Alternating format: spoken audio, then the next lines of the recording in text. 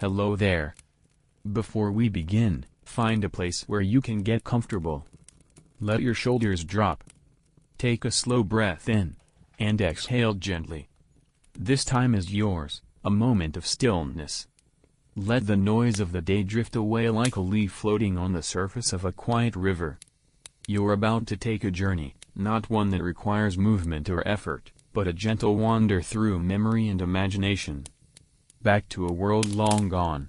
To a place where humanity first built its cities, wrote its thoughts in clay, and watched the stars from rooftops under a soft, endless sky.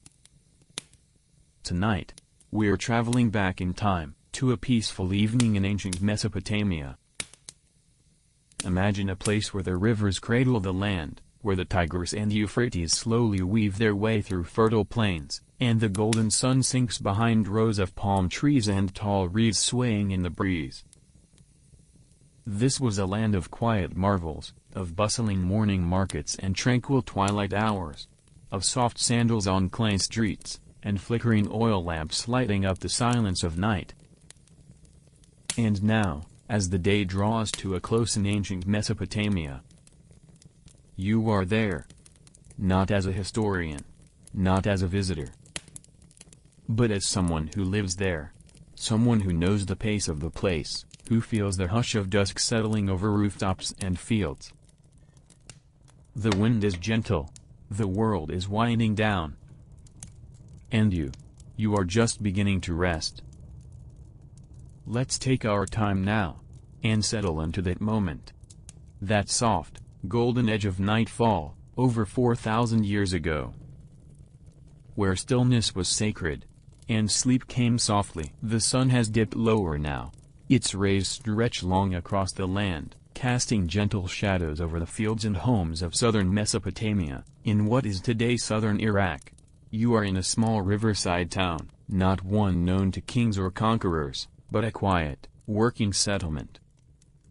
Tucked between soft-banked irrigation canals and date groves, filled with homes made of sun-dried mud brick, clustered together like earth-toned honeycombs. Your name is not important. Your place in this world is simple. You live in one of these homes, a modest structure with a flat roof, a shaded courtyard, and walls that hold the warmth of the sun even after dusk falls. You've spent much of your day tending to the small barley field just behind your home. It's not far, really, nothing in this town is. You've watered the rows slowly using narrow canals carved by hand. Checked on the reeds near the riverbank, where your neighbor's goats sometimes graze. And now, as twilight approaches, your tools are leaned gently against the wall. A simple wooden hoe, a woven basket with the last bits of chaff still clinging to its edge. Work is done for the day, and that means it's time to return home, where the quiet part of life begins. The streets here aren't paved. They're hard-packed dirt, smoothed by years of feet passing by. Sandals made from woven reeds.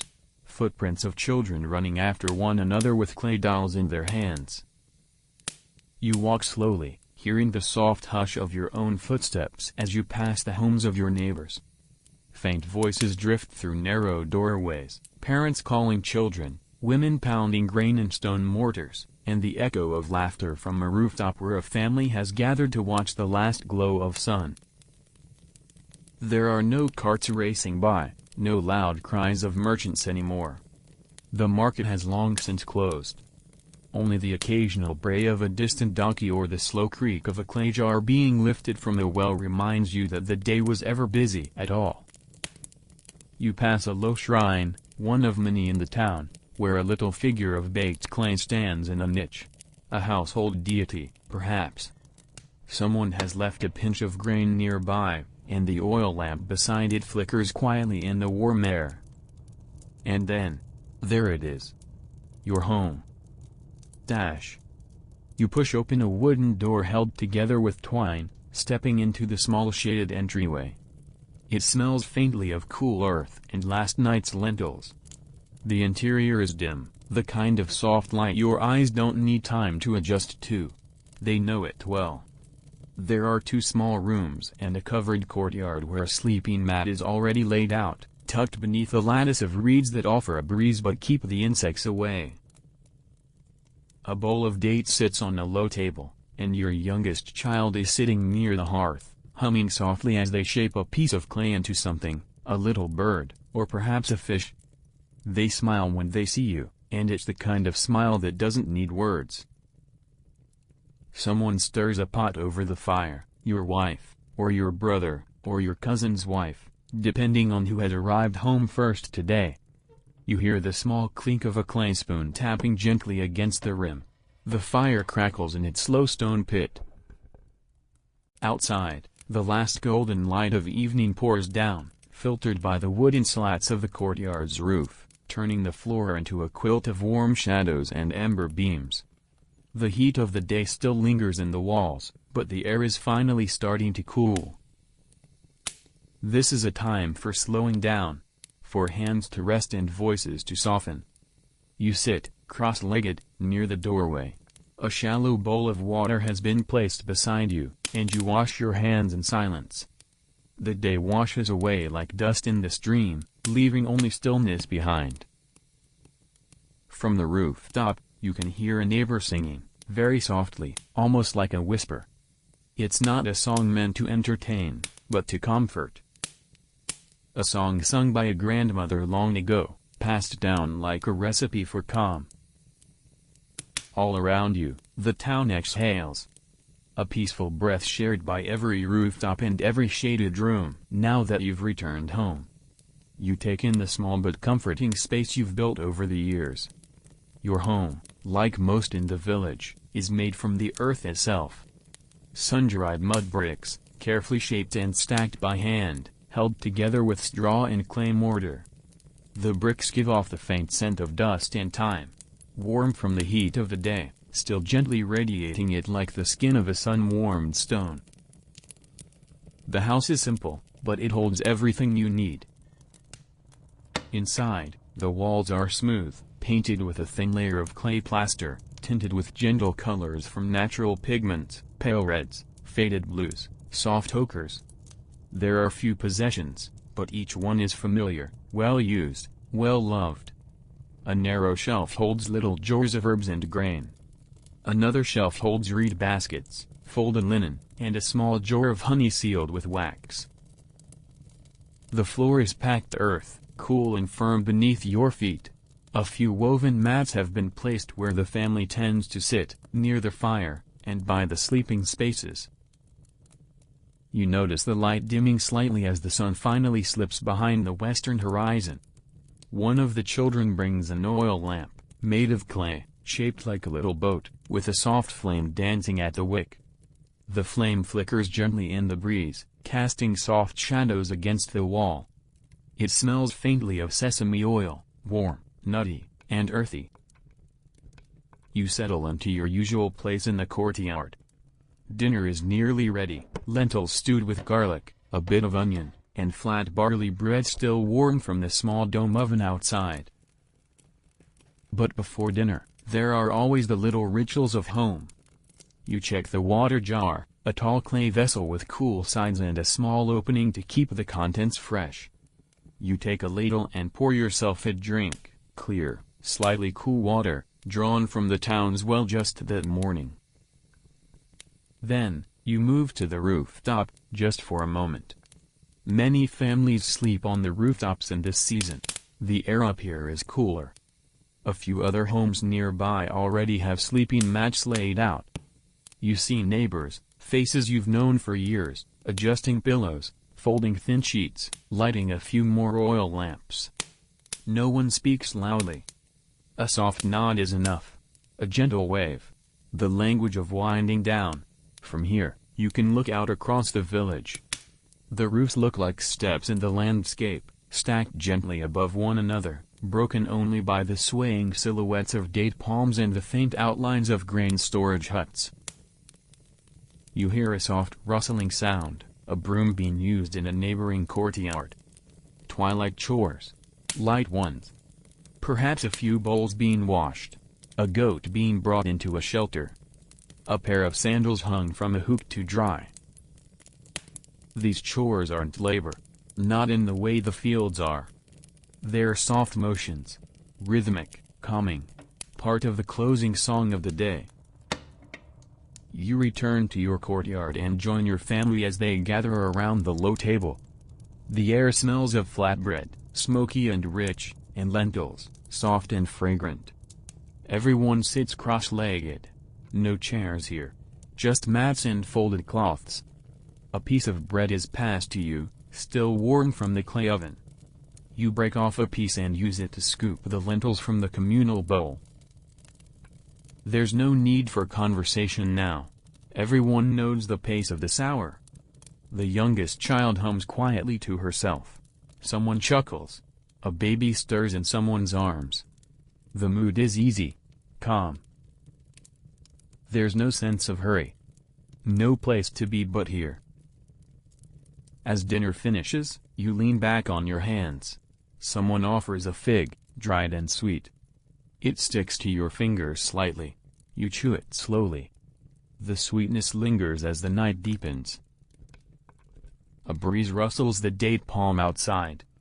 You close your eyes for a moment, just listening to the hush of the world, thousands of years ago, where people, not so different from you, found peace in these same quiet hours, before the meal was served. Before the family sat beneath the courtyard canopy to share food and stories in the twilight glow. There was preparation. Not rushed, not loud, but methodical, familiar, peaceful. The rhythm of the Mesopotamian kitchen was a quiet one. Meals weren't measured in recipes, but in instinct and tradition, passed down from elder to child like the words of a bedtime song. It begins with grain. Barley, mostly, the lifeblood of Sumer and Akkad. Kept in a tall jar near the corner of the house, the grain is scooped out with a clay cup, and poured slowly into a shallow basin. You imagine the soft rustle it makes. Grains tumbling gently over one another, like dry river stones. A rhythmic motion follows, the round stone of the cairn grinding back and forth, back and forth. Not hurried, but steady. The sound of ancient kitchens, a woman's hands, firm but calm, moving the stone over and over again. It turns the barley into coarse flour. Grainy, nutty, pale gold. Nearby, another bowl holds lentils, soaked earlier, now soft and swollen, ready to cook. In a low pit made of stone and clay, someone has coaxed a fire to life. It isn't large. Just enough to flicker beneath a flat clay griddle, or warm a small copper pot. The scent of smoke curls into the air. Wood smoke. Soft and ancient. A handful of wild onions is chopped, not with steel, but with a sharpened bronze blade. The pieces drop into the pot with a hushed sizzle. Oil, pressed from sesame seeds, is added by hand, poured from a clay jug with a curved spout. And then the lentils go in, too. The water bubbles slowly. A pinch of salt. A bit of crushed garlic. Maybe a handful of crushed herbs dried earlier that week, gathered from the edge of the canal. There's no rush. Dinner isn't an event. It's a process of comfort. It's part of what winds the world down. Nearby, someone begins to knead the barley dough. It's coarse and thick, speckled with hulls and ground seeds. Hands move slowly over it, folding and pressing, until small flat rounds can be shaped and set on the warm griddle. They puff slightly, browning at the edges. Not evenly, but beautifully. Every motion in this twilight kitchen feels like memory. You can imagine a grandmother, decades ago, performing the same task. Her hands moving in the same way. Her breath soft and steady as the bread rose over the fire. Children gather now, watching the process. They've brought their clay toys, small figures of bulls and birds. One girl holds a flute made of reed. She blows softly into it, the sound thin and high, like a bird's call carried on the wind. Soon, the pot is taken off the fire. The bread is stacked on a cloth. and the food is carried to the low table in the courtyard, where the family waits in that deepening light. This is how dinner comes together. Not in haste. Not in noise. But with the rhythm of old traditions, the kind that held families close for thousands of years. Even in this moment, as you rest, and your eyelids grow a little heavier, you might picture the kitchen in the warm shadows, the soft flame, and the scent of baked barley. A world so far away. And yet, so familiar. Dinner has come and gone now. The pots are rinsed and set aside. The flames have died down into soft red coals, and the evening air carries with it a coolness that whispers across your skin. In Mesopotamia, the rooftops were not just roofs, they were living spaces. And as night settles over your town, the rooftop becomes a quiet observatory, a temple of stars, a storyteller's stage. You and your family climb the narrow steps at the side of the courtyard, worn smooth by generations of hands and feet. The roof is flat, made of tightly packed earth over wooden beams. A sleeping mat has already been laid out. Thin pillows, a woven blanket, and an extra oil lamp sit beside it. You settle in. The sky above you is vast, endless, open. And slowly, as the last light fades from the horizon, the stars begin to appear, one by one, like soft pinpricks in dark velvet. The world quiets around you. No engines. No electricity. Just the slow rustle of palm leaves. The distant call of a night bird. And the crackle of someone's last lamp being lit across the street. You lie back, hands behind your head, and stare upward. Your oldest son points out the bright one, Venus, perhaps. To the ancient Mesopotamians, it was Inanna, the goddess of love and war. They believed she danced across the sky, fierce and beautiful, and that her movements foretold changes in the world below. Another child calls out a star near the horizon. Your uncle nods. That's the star of Gilgamesh, he says softly. Long ago, he ruled a great city called Uruk, but even kings must walk beneath the stars. The rooftop becomes a circle of memory now. Stories rise like smoke, old tales, passed from grandparent to parent to child. Stories about gods who walked on earth. About storms sent by angry deities. And about heroes who sailed down rivers to find the secrets of life and death. The constellations weren't just lights in the sky. They were signs. Symbols. Reminders of who the people were, and where they came from. You listen as your father, his voice low and calm, retells the tale of Enki, the god of fresh water. Enki who lived beneath the Abzu, the watery deep. Enki who gave knowledge to humankind, quietly, like water filling a vessel. You close your eyes. You can see it all, a glowing river of stars above you, and the gods watching from their distant thrones. The night is thick with silence now, but it is not empty.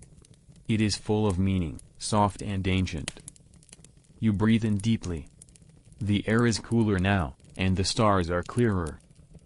Somewhere nearby, another rooftop echoes with laughter, two children pretending to be gods, staging a quiet play under the stars. And somewhere else, a mother sings a lullaby in a voice too soft to travel far. You look up once more. The constellations begin to shift as the night deepens. Orion, the shepherd of heaven. Taurus, the bull of the sky.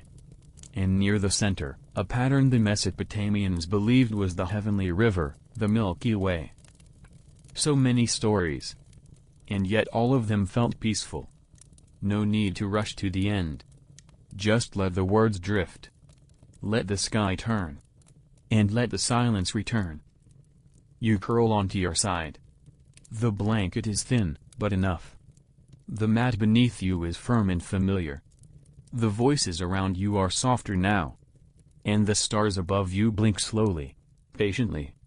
As if waiting to guard your sleep, the stars now hold their places in the sky. They no longer flicker into being, they simply shine. Still.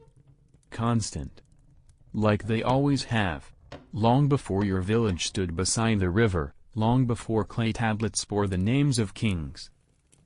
Below them, the town rests.